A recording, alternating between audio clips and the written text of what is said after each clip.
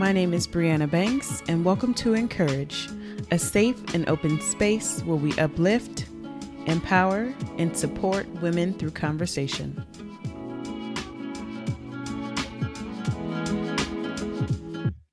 What's up, everybody? Welcome back to another episode of encHERage. I'm so excited that you're here with me today. I have a special guest. Her name is Trey, and she is an avid reader.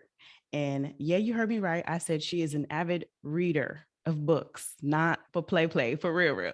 So thank you so much for joining me today, Trey. How about you just, start off by kind of telling us a little bit about you? Yes, so my name is Trey. I have a bookstagram. It's called Trey TheLitCritic. In my professional life, I'm research associate at National Black Women's Justice Institute. So everything about Black women, criminal justice, Black girls, juvenile justice system, like that is my thing. So happy to be here. Thank you for having me. Oh my God, I did not even know about that. Okay, so wait, before we go any further, you got to tell me about your job. That is super dope. Yes, so in my job, we focus on policy, we focus on research, and we pretty much try to involve the community and community-led action to stop the criminalization of Black women and girls. So we host a number of studies, host a number of healing circles, and we really believe that healing helps trauma, and trauma causes people to go into the criminal justice system. So we just try to aim to end the cycles, stop the abuse, stop the hurt. I know that's right. I need a hand clap for Miss Trey because I had no idea. That is super cool. Thank you for doing that. You know what I'm saying? We need more people out here doing that kind of stuff. But all right, so today we're talking about reading, if you haven't figured it out yet. And you might be like, well, why do we need a podcast on reading? Because it's important, people. We need to read. And I just love the fact that you created a whole page about it and how much you love reading. So, that's why I wanted to bring you on to kind of just talk about that. So first, before we get into Trey's story, I wanted to read some statistics for you guys about reading.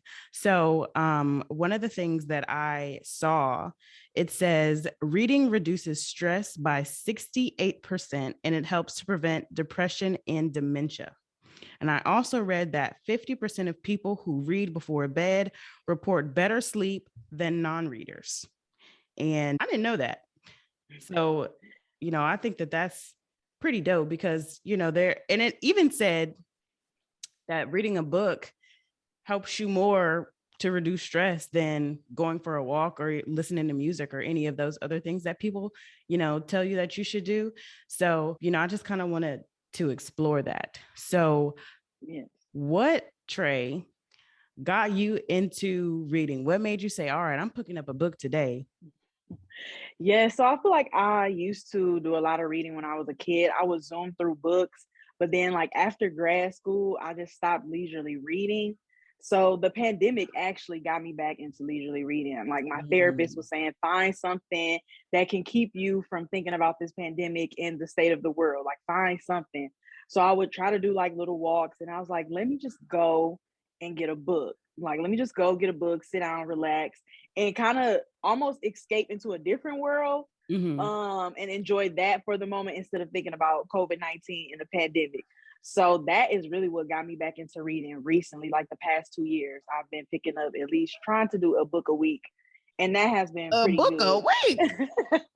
Yes, a book a week. So it can be difficult, but at the same time, I try not to focus on the number. As long as I'm actually enjoying the book, I will continue to read. So, yeah. Wow. Yeah. And, as I was looking up some statistics on reading, I did see quite a few stats say that the pandemic has caused reading to kind of spike and go back up.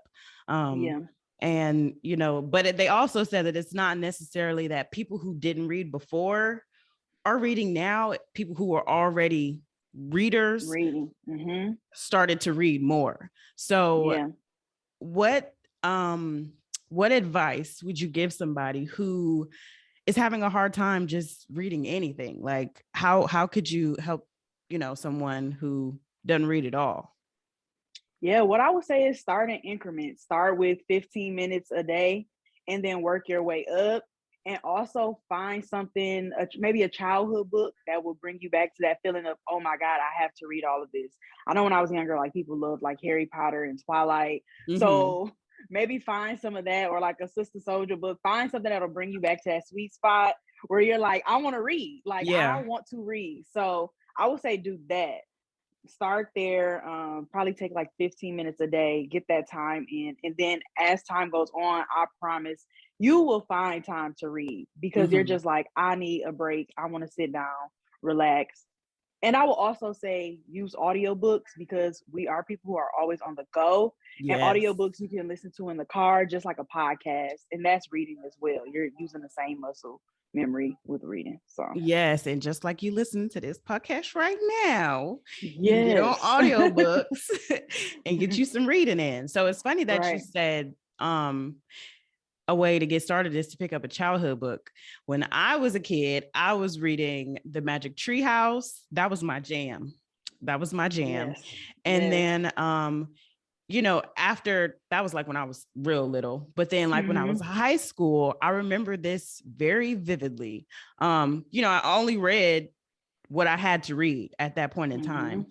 But the first book that I read that I wasn't forced to read in high school was, what was the name of it? I think it was The Last Song. The movie, the same person who made The Notebook. I Oh, forget what yes. his name is. Yes, So it I was know what a you love mean. story. Mhm. And I remember, and it was a thick book too. Like it was real intimidating, but I enjoyed the story so much that it sparked my interest even more. And, I was reading for a little while after that. Nicholas Sparks, that's his name. Yeah, there you go. Yeah, Yes. there you go. So I totally agree with you. You Mhm. just start little and you have to find something that you actually like. So what Yes. is like your preferred genre of book to read? I would definitely say fiction. I read nonfiction if I'm just really interested in a specific person or like Mhm. their memoir, but definitely fiction, or I'll read a little bit of urban fiction, but any type of novel I'm good So with. what's the I'll say. difference there? What's the difference between fiction and urban fiction? Or Well, what is I that? would say they're the same thing. Just urban fiction, people primarily would call it like all Black characters, like your Sister Soldier books. At least that's what I've been told and Mhm. understanding. But yeah, I will read. I will try to pick up pretty much anything, give anything a chance. I think the only type of books I have not really read are like um mystery type of Harry Mm. Potter books, I guess you could say, almost like magical books. I don't know what Oh yeah, the like technical term for it. fantasy. Fantasy, Yeah. yes, yes. Yeah, I feel that. I feel So that. Is that a Jay-Z book I see behind you? yes, it is. Jay-Z is my favorite I don't have rapper that in the one. world.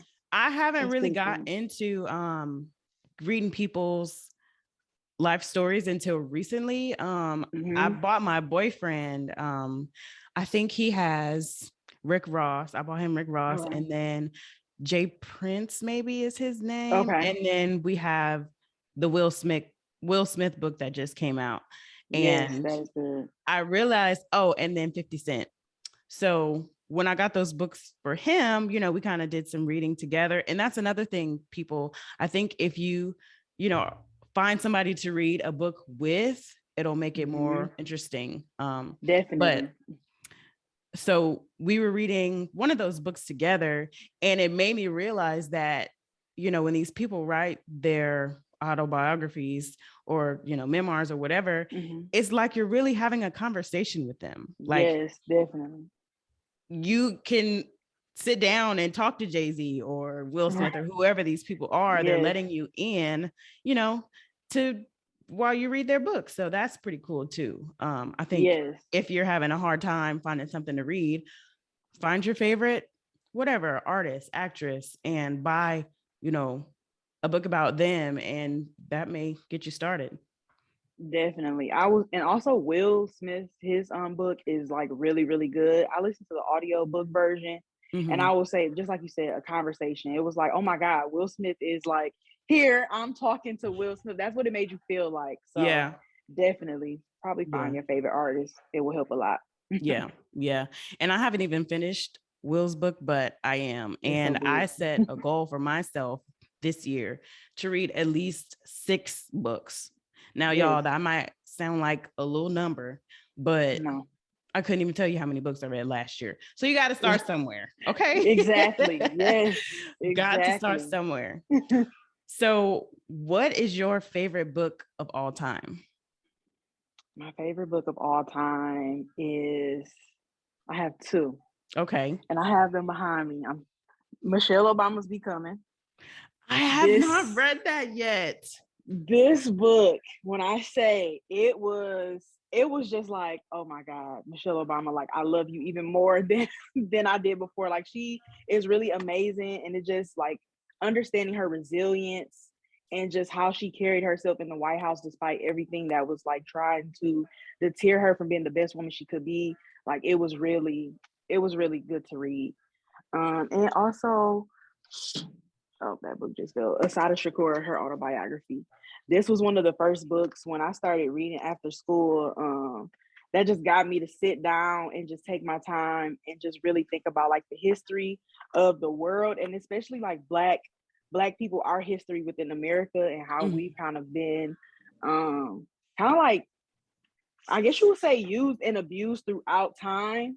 So like our journeys through America and how we've been treated. So like Asada Shakur, her overall being was just like, it touched me. So those are Wow. probably my two So two it's favorite books. I may make myself look crazy, but I actually don't Mm. know who that is. So who is Asada Shakur? Yeah, so she was a Black Panther. Okay. Her like Angela Davis, like she was really close, and she was accused of, um, I believe, killing a state trooper, and she ended up escaping from prison, and she fled to like Cuba. And like, from my understanding, I think she still is there in that area. I could be wrong in that, Oh, so if I'm wow. wrong, please let me know. But yeah, like her being, falsely accused of that kind of caused her to be mistreated within the prison, and she just had to find a better way for herself. So yeah, she is really like a dope person for sure. I'm gonna have to get that one. So I definitely need to get my hands on that Michelle Obama book because I've been wanting to read it. Yes, I just it is haven't. good. But I need to do that because I need the gems. I need the gems. So I'm gonna get that one. What Mhm. book would you recommend every woman read? Definitely, it will still be Michelle Obama's Becoming. Every Okay. woman, yeah, I would say read that because she takes you from her childhood all the way until current day. At that time, I think it was 2018, 2019. Mm-hmm. But yeah, definitely, I would still say Michelle Obama's Becoming Okay. because I think it Can, could touch any age. It could touch a teenager. It could touch a girl in college. mm-hmm. It can touch a 30-year-old woman, like just facing the day. Like she talks about a lot of stuff, like even trying to have children. I think a lot of women could relate to that, like Yeah. being a working mom and stuff. So Yeah. Do you have any children? no children, not Okay. yet. Okay. Okay. Yeah. Just hold on as long as you can, sis, because I'm gonna tell you, it ain't as easy as it look out here. Listen, Um, I'm trying. I Hold on. was gonna say something. Something you said. Oh, okay. So, do you remember something from the book like that really stuck with you, like a quote or a story that she shared, or something that you can share with us? um, I don't know about a quote, but I will say when she talks about her dad and the experience of losing him, that is what really touched me because I lost my dad when I was 9 years old. So, Wow. reading how she like dealt with that pain and that experience of not having her father anymore, that definitely touched me. Okay. I'm so Definitely touched sorry me. to Yeah. hear that. That you lost your dad. So Thank you. I'm not trying to pry, and you don't have Mm-hmm. to answer if you don't No, want to. But so that happened to you when you were really, really young. Do you mm-hmm. feel like having that experience changed you in any way as an adult? Oh yeah, definitely. I would say it forced me to build my own community because you have to rely on other people for that father figure at that point. So I Mm-hmm. had to like rely on my uncles. I had to rely on other like friends that were like older than me just to like become like, yeah, a part of my community, like closer knit. So I treat my friends really like family because you really Mm-hmm. realize that time is like very is limited no matter how much Yes. you think it's not. So yeah, definitely that.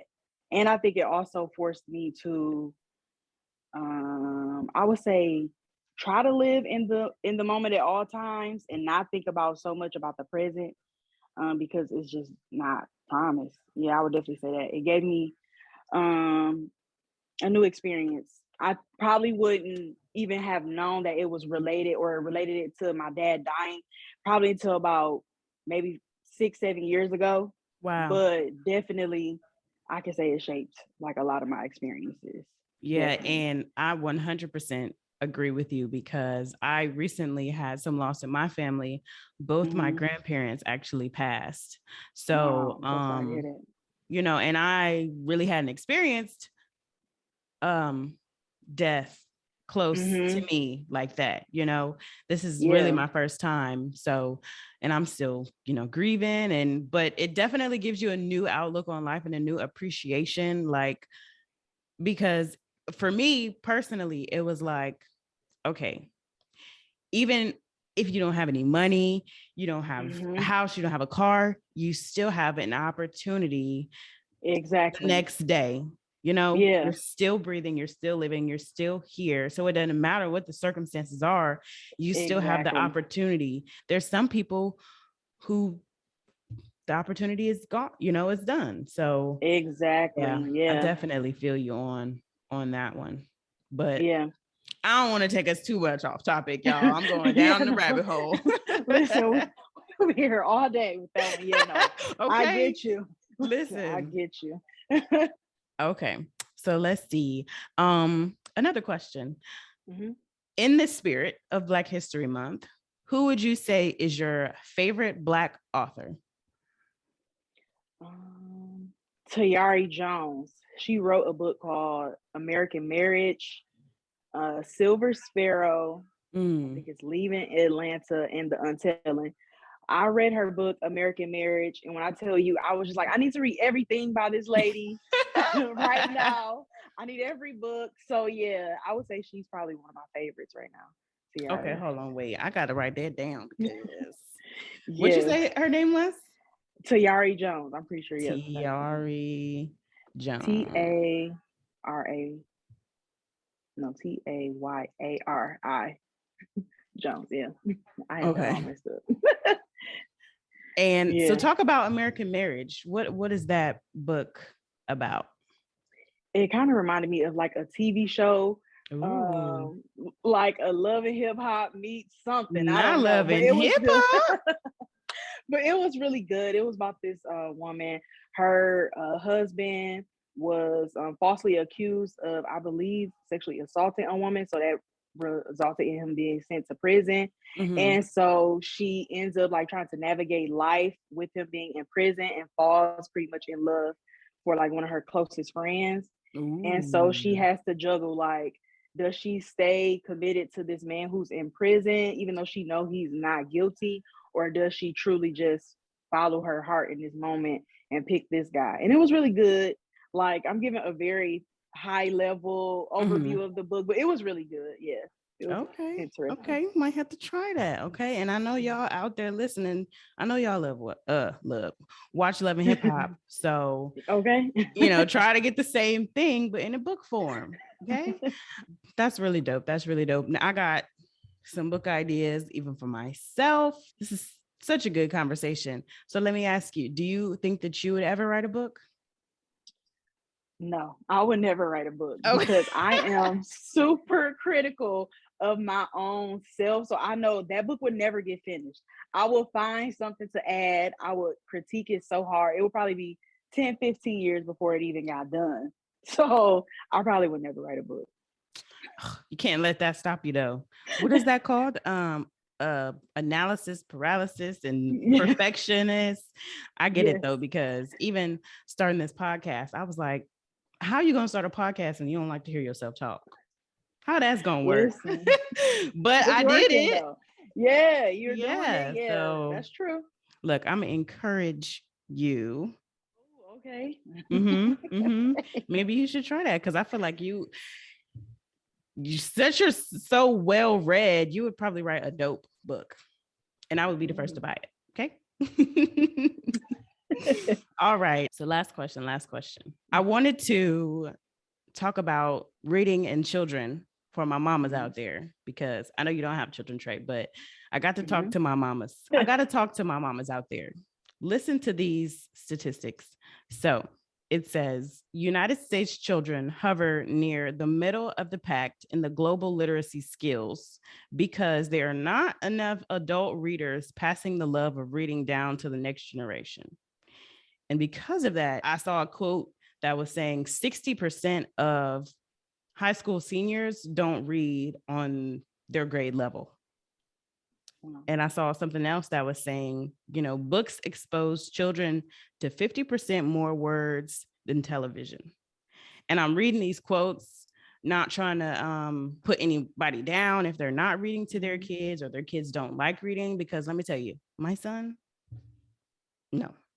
He wants to play with his tablet. Okay. He is not trying to. Times have changed. Yeah. Sit down and listen to no book. But I'm saying this to myself as well. We have got to try harder in that area as mothers to get our kids to read, because it's very, very important. Do you know how sad that is? Like our children. Okay. So, the United States is like a leader in a lot of areas, but in reading and literacy, our kids are in the middle. That's not cool. We got to do better. And I'm saying we, including me, I'm going to do better. Even after, doing this little bit of research, I'm telling myself, you got to get it together, girl, because our kids need that. Our kids need that. And all this social media and all the tablets and all the stuff are kind of making kids socially awkward. Also. So and I could go on and on and on about that, but I just had to, put a plug in there real quick for the mamas out there to let us know that reading is really affecting how our kids are doing in school, outside of school, and the way that they communicate. So it's really important. Yeah, and I think too, it's definitely important because right now, like, there's been so many issues and so many books being banned in schools. And I know I'm paraphrasing this quote, like really, really, I'm paraphrasing this quote a lot, but I think like it was Malcolm X who said, if you want to hide something from somebody, like put it in a book. Oh yeah. I know I totally twisted that, but neither here nor there. Like, they're banning different books in high schools if it deals with like 1619 project, which is about race. So anything dealing with race, they're banning like a lot of Black books. So they banning everything from Toni Morrison on down to this guy named like Kesey Layman. I think that's his name. I hope I pronounced it right. But they're just banning books. So it lets you know how important reading is, because there's so much knowledge within a book, even if it's a freaking history book that kids, a visual history book for kids, they're banning them. So it is important for us to take that time and make sure like the young ones, even if you're not a mom, like your nieces and nephews, make sure they have some type of book in their hand, because the school systems are not trying to do it. So it's like almost on us to like raise up our, kids with the right mindset and let them know their history. Because I feel like my age group, I'm 28, my age group, like it's a lot of stuff that I didn't learn until college. And it's like you spend 12 years throughout public school. Like, that's not okay to have to learn about like Black history until like college time. So yeah. That's the gym right there. Look, Trey dropping the gems. Okay. They banning books in school. So we got to do our part. And just like she said earlier, it doesn't have to be you spending 2 hours a day or whatever. You could start with 10, 15 minutes and, see where that takes you. So I encourage everybody who's listening to this podcast right now, at least read one book this year.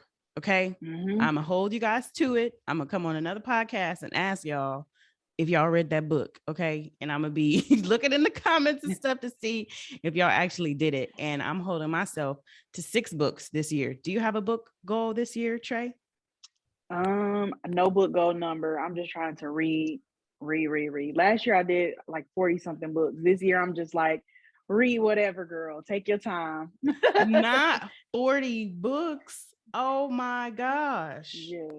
So this year I'm just Wow. like, She putting us we'll to see. shame. No, I'm not. Listen, read. As long as we all reading, we good. I know that's right.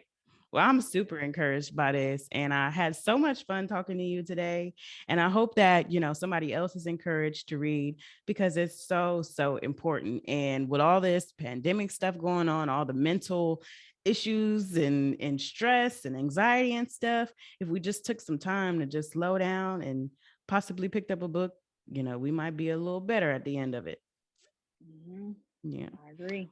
Well, it was super dope talking to you. I had so much fun, and I thank you for joining me today. And I'll talk to you guys soon. Bye.